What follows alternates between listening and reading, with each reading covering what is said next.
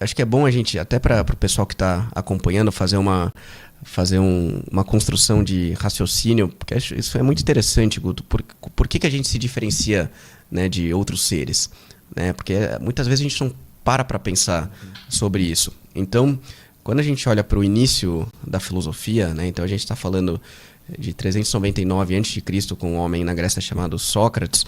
Sócrates nunca escreveu nada. Tudo que a gente sabe sobre a vida dele é por causa do que seu principal aluno escreveu, que foi Platão. E Platão teve um principal aluno que foi Aristóteles.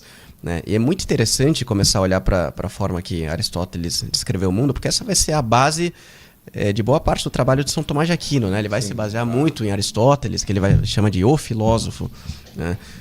Tem pessoas que não gostam, porque falam que eram pagãos, né, porque viveram antes de Cristo, mas eu acho isso uma bobagem, porque Santo Agostinho se baseou muito em Platão e São Tomás muito em Aristóteles. Então, eles criaram muitas das bases que a gente tem como filosofia católica depois. Mas é muito interessante o jeito que Aristóteles começa a descrever o mundo. Então, a primeira observação que ele faz sobre o mundo é que quando a gente olha para o mundo, a gente vê que existem coisas que são vivas e coisas que não são vivas.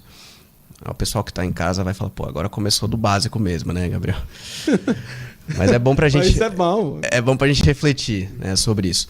Então, qual que é a principal diferença das coisas que são vivas para as coisas que não são vivas? As coisas que são vivas, Aristóteles vai dizer que elas têm a automovência, ou seja, elas têm processos que começam e terminam nelas mesmas. Então, você olha para a planta, você vê que ela tem um princípio vital ali que dá a ela essa automovência. Então, a planta cresce, ela absorve nutrientes, ela faz fotossíntese, né? Ela reproduz. E quando esse princípio vital deixa de existir, você vê que esses processos param de acontecer, né? Então a vida cessa, não está mais ali, né? Aí você só tem matéria ali, você não tem nenhum princípio vital por trás daquilo. Aí Aristóteles começa a olhar para os animais. Então qual que é a diferença fundamental dos animais em relação às plantas? E aí muitas pessoas falam, a consciência, a inteligência, a locomoção. Mas mesmo antes disso, Aristóteles vai falar, a primeira diferença fundamental é que os animais têm os sentidos. Então, eles têm o olfato, o paladar, a visão. Ou seja, eles interagem com o mundo físico através dos sentidos. E como eles interagem com o mundo físico através dos sentidos, eles têm reações internas. Né? Eles recebem essas informações, recebem esses estímulos e têm essas reações internas. Essas reações podem ser de atração ou de repulsa. Aristóteles chama esses impulsos de paixões, né? Então, né, todo mundo que já interagiu com animal, tem cachorro em casa, já teve essa experiência. Então você está chegando para jantar na sala de casa com um prato de comida, aí o cachorro já com sentido já captou que você está chegando com jantar, né? Ele viu o prato com os olhos, ele sentiu o cheiro, aí aquilo gera nele uma reação de atração. Ele vai em direção ao prato de comida, já chega aqui do lado para querer que você dê um pouco para ele. Agora, se você comprou um tapete novinho, colocou o tapete ali na sala de casa, chega o cachorro e faz xixi no meio do tapete. Aí você fica pé da vida, ameaça dar um tapão no cachorro, aí com os sentidos ele vai captar ali, vai ver que você tá com cara de bravo, vai sentir que vai dar ruim pra ele. O que ele faz? Aquilo gera uma reação interna de fuga, ele vai colocar o rabinho entre as pernas e vai fugir, vai para um canto. Então os animais, nessa interação deles com o mundo físico, eles vão sempre agir dessa forma, né? Eles vão sempre tentar fugir da dor e vão sempre buscar o prazer. É assim que você adestra um cachorro, né? Ou através do reforço positivo, dando um petisco, um carinho, alguma coisa, ou através do reforço negativo, né? Um tapa e tudo mais. Não estou defendendo maus tratos aqui aos animais. Uma coleira ali. Daqui a pouco eu vou ser cancelado aqui também. Não. Uma correção. Uma correção fraterna. Então, o animal, via de regra, ele age dessa forma, né? Ele foge da dor e busca o prazer. Foge da dor e busca o prazer. E aí chega no ser humano. Então, qual que é a diferença fundamental do ser humano em relação aos animais? Bom, primeiro vamos pensar o que a gente tem em comum com os outros seres que a gente falou até agora. Então, o que a gente tem em comum com os seres que não são vivos? A gente tem a matéria, certo? Então, assim como uma pedra, a gente é feito de matéria. Nosso corpo é matéria. Sim. O que a gente tem em comum com as plantas? a gente tem esse princípio vital, ou seja, a gente tem a automovência, a gente tem esses processos que começam e terminam neles mesmos. Isso aqui que eu estou fazendo, bebendo água, é o que eu tenho em comum com as plantas. As plantas fazem a mesma coisa, absorvem água, absorvem nutrientes, crescem, reproduzem.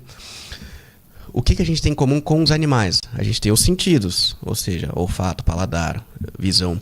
Já que a gente tem os sentidos, a gente tem exatamente as mesmas paixões. Então, a gente interage com o mundo físico, com o mundo material. E eu estou falando tudo isso para falar sobre o materialismo. A gente interage com tudo que está no mundo físico através dos nossos sentidos. Então, a gente olha as coisas, sente o cheiro, sente o gosto. E tudo isso nos dá essas informações. Isso gera reações internas na gente, né, de atração ou de repulsa. Então a gente tem exatamente essas mesmas paixões. Mas qual que é a diferença fundamental do homem? A primeira diferença em relação aos animais. E aí é muito interessante, porque Aristóteles vai falar, o ser humano ele não é determinado pelas suas paixões. O animal, ele é determinado pelas suas paixões. Ele age o tempo todo por impulso. Sim. Já o ser humano não. Inclusive, ele pode agir deliberadamente contra o seu impulso. Então você pode estar morrendo de vontade de comer um pão de queijo aqui, Guto. E você fala, então você sentiu o cheiro aqui. Sacanagem. Você sentiu o cheiro aqui, olhou aqui. Você tá me mostrando, amor? Sacanagem. Mas ele tá dando só um exemplo. Tá com a cara deliciosa. Eu tô com vontade de comer também. Mas eu posso falar. Hoje eu não vou comer o pão de queijo porque, enfim, tô de dieta, não vai fazer bem pra minha saúde no momento. Então o que isso quer dizer? Ou tem uma torta de chocolate na minha frente. Eu tô morrendo de vontade de comer, mas eu falo, hoje eu não vou comer porque isso não vai fazer bem pra minha saúde. Então, qual que é o ponto? O ser humano entende que tem dores que são boas e prazeres que são ruins. Quando a gente vai no médico tomar uma injeção no braço, a gente sabe que vai sentir um incômodo ali no braço, mas aquilo vai fazer bem para a nossa saúde. Você não vai conseguir explicar isso para um cachorro, né?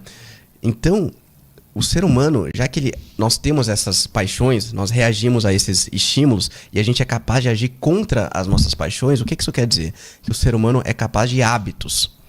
O animal, ele não tem hábitos. Você não vai falar que o cachorro tem... o meu cachorro tem bons hábitos. Uhum. Você vai falar, ele é adestrado, porque eu consegui adestrar os impulsos dele. Mas ele não age por hábitos. O ser humano tem hábitos. Os hábitos que nos aproximam do bem, Aristóteles vai chamar de virtudes. E os hábitos que nos afastam do bem, ele vai chamar de vícios. Então, o que é a vida da maturidade? Né, que você tocou nesse ponto também, na maturidade. O que é o ser humano maduro, segundo Aristóteles? É o ser humano que é senhor de si mesmo. O ser humano que tem autocontrole, que tem autodomínio, que conseguiu controlar as suas paixões, dominar as suas paixões. E o que é o ser humano imaturo? É o ser humano que é escravo das suas paixões, que vive exatamente como os animais. Ele vive fugindo da dor e buscando prazer, fugindo da dor e buscando prazer. Que infelizmente é uma boa parte das pessoas hoje em dia. Então, a busca da maturidade é exatamente essa busca do autocontrole, do autodomínio. E aí, qual que é o segundo ponto fundamental dessa diferenciação que Aristóteles faz? É que o ser humano tem acesso a um mundo que é imaterial. Então, diferentemente dos animais que interagem apenas com o mundo através dos sentidos, a gente tem acesso a todo um universo que é imaterial. Então, se eu falar para todo mundo que está assistindo aqui em casa, 2 mais 2 é igual a 4, imediatamente todo mundo entendeu o que eu estou dizendo. Mas ninguém usou nenhum sentido para acessar essa realidade. Né? Você não consegue tocar nessa realidade. 2 mais 2 é igual a 4. Aí tem gente que fala, não, mas eu usei a audição, porque eu escutei você falando. Mas eu poderia não ter falado. Você pode pensar nisso. Ou pensa numa outra fórmula matemática qualquer. Então, quando a gente começa a entender o mundo da matemática, o mundo da aritmética, a gente começa a entender que existe todo um mundo imaterial ao qual a gente tem acesso. E Platão fundou uma escola em Atenas chamada Academia, daí que vem o termo academia. E na entrada da academia estava escrito, não entre quem não conhece geometria. Porque ele entendia que a geometria era a primeira janela para começar a entender essas investigações filosóficas mais profundas. Então, outro exemplo que eu dou bastante É que imagina assim, Guto, se eu dou um papel e uma caneta para você e uma régua e falo para você desenhar 3 triângulos. Do jeito que você quiser, do tamanho que você quiser, do formato que você quiser, você vai chegar a algumas conclusões sobre os triângulos. Né? Primeiro que todos vão ter 3 lados e que a soma dos ângulos internos vai ser quanto? 180 graus, né? Isso todo mundo pode fazer essa experiência mental em casa. E se no momento seguinte você pegar e rasgar esse papel? Continua sendo verdadeiro que a soma dos ângulos internos tem 180 graus. O que isso quer dizer? Que essas características não estão no triângulo físico, elas estão no triângulo imaterial, né? Que a gente acessa através do nosso intelecto, a gente acessa através da nossa racionalidade. Então, é muito interessante quando a gente começa a olhar para o jeito que os filósofos antigos descreveram isso, porque começa a ficar uma forma muito didática. Então, Platão vai usar uma analogia muito interessante para explicar isso no livro República, que é o famoso mito da caverna, né? que é um dos mitos mais conhecidos dele. Então, nessa passagem é muito interessante, porque Platão descreve a seguinte cena.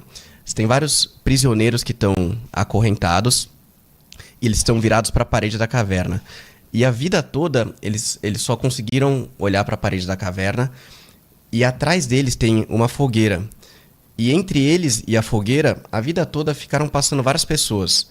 E elas passam carregando objetos, fazendo barulhos, conversando entre si. E a vida toda eles viram essas sombras passando na parede da caverna, e eles veem as sombras conversando entre si e pensavam, bom, essa é a realidade, né? Esse é o mundo que existe. E aí um belo dia, um dos prisioneiros consegue se libertar, consegue arrebentar as correntes, e ele começa uma árdua jornada para sair da caverna. Quando ele sai, o que ele percebe? Que existe o sol, que ilumina todas as coisas, e ele vê tudo que existe na Terra. Ele vê os animais, ele vê as árvores, vê os lagos, vê as sombras que cada um desses seres tem. E ele fala, caramba, aquilo que eu estava enxergando era uma fração da realidade. Na verdade, a verdadeira realidade está aqui fora. Eu preciso voltar para a caverna para avisar as pessoas. E quando ele sai da caverna, a primeira coisa que acontece é que ele começa a ficar desnorteado, né? Então, e quando a gente começa a despertar para a busca da verdade, é exatamente essa a experiência. Então imagina que você está num quarto escuro e do nada liga uma luz forte. No começo você fica desnorteado, você fala, caramba, o que tá... Você demora para começar a assimilar o que está acontecendo. Que é exatamente a experiência que eu tive, exatamente a experiência que muita gente tem quando desperta para a busca da verdade, né? Quando essa luz da verdade começa a iluminar todas as coisas na nossa vida. E ele fala, caramba, tem todo esse mundo aqui fora, eu preciso voltar para a caverna e avisar aquelas pessoas que existe esse mundo aqui fora. Aí ele desce de volta na caverna e fala para os caras, fala, isso aqui não é nada, isso aqui é uma fração da realidade, existe todo um mundo ali fora. E aí o que eles falam para ele? Ah, você tá maluco, cara, o que você tá falando? O mundo é isso aqui, o mundo é o mundo das sombras. E o que Platão tá nos mostrando com essa analogia aqui? O mundo das sombras, o mundo da caverna é o mundo físico, é o mundo material. É tudo aquilo que a gente acessa através dos nossos sentidos, porque essa é a realidade imediata. E quando a gente sai da caverna, a gente já está falando do mundo imaterial, que a gente não acessa através dos nossos sentidos. Então, quando eu falo 2 mais 2 é igual a 4, eu não usei nenhum sentido, eu não consigo tocar nessa realidade, mas ela existe, ela é absolutamente real. Se ela não fosse real, esse prédio não estaria de pé, né? Qualquer engenheiro vai dizer que isso é uma verdade, né? Quando a gente fala do exemplo do triângulo, a gente está falando do mundo imaterial. E aí qual vão ser os 3 transcendentais mais elevados, segundo Platão? O bem, a verdade e a beleza, que são imateriais. Eu não consigo tocar no bem. Eu não consigo enxergar o bem no meu campo de visão. Eu consigo, através da minha racionalidade, contemplar o que é o bem. Sim. E quando eu vejo um ato acontecendo no mundo, eu consigo discernir se aquilo é o bem ou o mal. Mas se não existisse o bem universal, eu não saberia discernir. Como é que eu saberia se aquilo é o bem ou o mal? Né? Aí os relativistas falam que hoje em dia não, o bem não existe, né? O bem é relativo, depende de cada pessoa.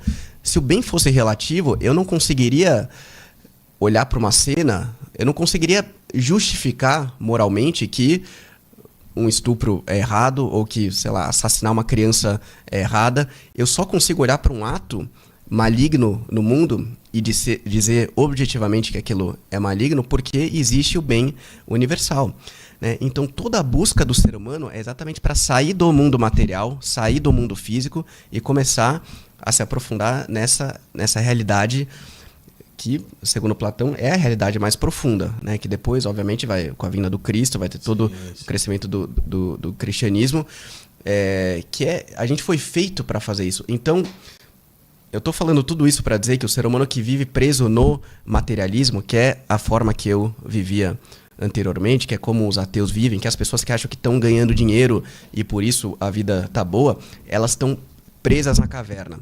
Elas estão olhando as sombras, achando que essa é toda a realidade. Porque elas pensam, eu tenho acesso ao mundo material, eu tenho os sentidos, então eu interajo com o mundo físico, beleza? Eu tenho prazer, né? Quando algo vai me custar muito, exigir muito sacrifício, eu fujo, ou seja, eu vivo como um animal, né? Fugindo da dor e buscando prazer. Eu ganho dinheiro, eu toco a minha vida e tá tudo bem. Mas existe todo um mundo fora da caverna, todo mundo imaterial, todo mundo da busca do bem, da busca da verdade, da busca da beleza, da busca de Deus. E se a pessoa menospreza, se a pessoa não acorda para a própria natureza humana, é realmente muito triste, porque ela está desperdiçando a sua própria natureza. Ela tá vivendo em desacordo com a forma que ela foi feita para viver. E como a gente sabe que a gente foi feito para buscar a verdade? Como a gente sabe que foi feito para buscar as coisas imateriais, as coisas eternas? Porque a gente tem poder para buscar o que é eterno. A gente tem capacidade para buscar aquilo que é eterno. A gente consegue compreender um conceito como eternidade. Algo que sempre existiu e algo que sempre vai existir. Óbvio que, com a nossa limitação, a gente pode nunca ter a apreensão completa do que isso significa, né? Isso só na vida eterna. Se Deus quiser, a gente vai entender de uma forma mais clara. Mas a gente consegue compreender o conceito de eternidade. Já que a gente consegue compreender esse conceito, quer dizer que a gente foi feito para buscar a eternidade. Senão, por que a gente estaria tendo uma conversa sobre a eternidade?